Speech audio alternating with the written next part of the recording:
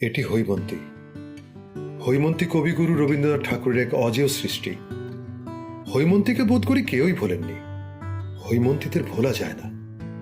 অধুনাকালের শত হাজারো নিষ্পেষিত হৈমন্তীদের প্রতি রইল অগাধ শ্রদ্ধা আর ভালোবাসা।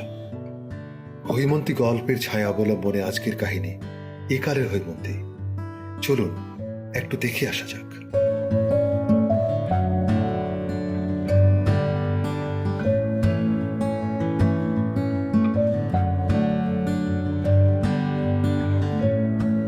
বাবা বাবা, আমাকে জাদুর দেশে নিয়ে যাবে? রাক্ষস দেখাবে বাবা আমাকে? বাবা, জাদুর দেশে রাক্ষসেরা নাকি মানুষের মতোই দেখতে, তুমি জানো বাবা? হৈমন্তী, মামনি আমার, তুই এত কথা কার কাছে শুনেছিস? হৈমন্তীর বাবা পশ্চিমের পাহাড়ের কোনো রাজার অধীনে বড় কাজ করতেন। হৈমন্তী যখন কোলে, তখন তার মায়ের মৃত্যু হয়। 1 বছর 2 বছর করে মেয়ে 16 বছর পার করেছে, এটা বাবার চোখে পড়েনি। দেখিয়ে দেওয়ার মতোও কেউ ছিল না। কনের বয়স যখন 17, পাত্রের বয়স তখন 19। পণ তথা যৌতুকের টাকার অঙ্ক বেশি হবার কারণে ছেলের বাবা কোনো মতেই বিয়েটা কিছুদিন দেরিতে হোক এটা মেনে নিতে চাননি। কারণ আরও কিছুদিন গেলে বিয়ের বয়স পার করা মেয়ের সঙ্গে ছেলের বিয়ে দেওয়া হয়েছে, এই কথাটা চাপা দেওয়ার সুযোগ থাকবে না সমাজের কাছে। তাই এগিয়ে চলল বিয়ের আয়োজন।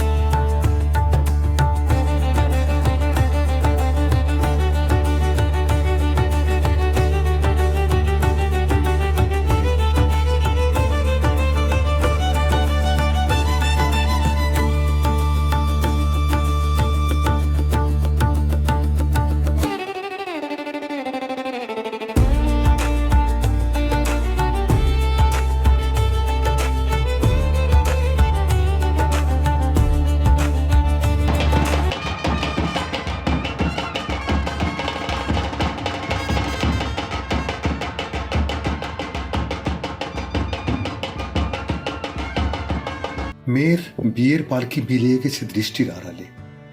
উঠোনে নেমে আসে একরাশ নীরবতা। বাবা দরজার পাশে দাঁড়িয়ে অনেকক্ষণ তাকিয়ে থাকেন ফাঁকা রাস্তাটার দিকে, যেন এখনই মেয়েটি ফিরে এসে বলবে, বাবা আমি চলে যাইনি। ঘরে ঢুকে আলমারির ভেতর থেকে বাবা বের করে মেয়ের ছোটবেলার ছবি। কখনো বাবার হাত চলে যায় পড়ে থাকা পুরনো খেলনার দিকে। বাবা কখনো তাকিয়ে থাকেন বাড়ির ছোট্ট বাগানে। এটাই তো হয় হৈমন্তীর বাবাদের।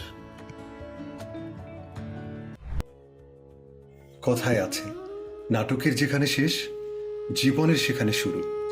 যে দৃশ্যটি দেখতে পাচ্ছেন তা দেখে বোঝার উপায় নেই যে হৈমন্তী কেমন আছে শ্বশুর বাড়িতে। তাহলে শুনুন। হৈমন্তীর সঙ্গে যে ছেলেটির বিয়ে হয় তার নাম অপু। অপুর বাবার সঙ্গে হৈমন্তীর বাবার কোনো কথা হয়নি যে উনি কত বড় চাকুরি করেন আর ব্যাংকে কত লাখ টাকা জমানো আছে। কিন্তু অপুর বাবা লোক মারফত জানতে পারল যে ব্যাংকে তো টাকা নাই, উপরন্তু চড়া সুদে 15,000 টাকা ধার করে হৈমন্তীর বিয়ে দেওয়া হয়েছে তার ছেলের সঙ্গে।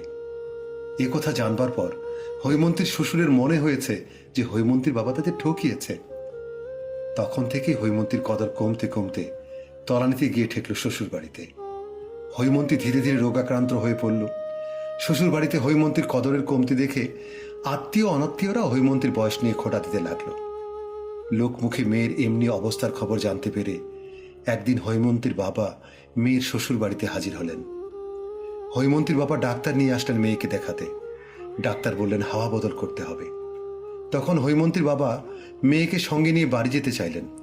হৈমন্তীর শ্বশুর তাতে রাজি হলেন না, বরং বললেন টাকা পেয়ে ডাক্তার এমন মত দিয়েছে।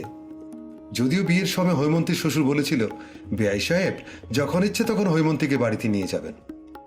বাবার সঙ্গে হৈমন্তীর আর যাওয়া হয়নি সেদিন তার বাবার বাড়িতে। একদিন শোনা গেল অপুর জন্য আবারও বিয়ের পাত্রী খোঁজা হচ্ছে। যখন সাম্রাজ্য ভাবছিল নারীর সাহস কখনো যুদ্ধক্ষেত্রে নামবে না, তখন উঠে দাঁড়িয়েছিল কিছু নাম, যাদের গল্প আজও ঝড় তোলে। ঝাঁসির মাটি থেকে দাক্ষিণাত্যের দুর্গ, দিল্লির সিংহাসন থেকে বিদ্রোহের ময়দান, তাদের ঘোড়ার খুরের শব্দ কাঁপিয়ে দিয়েছিল সাম্রাজ্য। তারা শুধু রানী ছিল না, তারা ছিল বিদ্রোহের আগুন।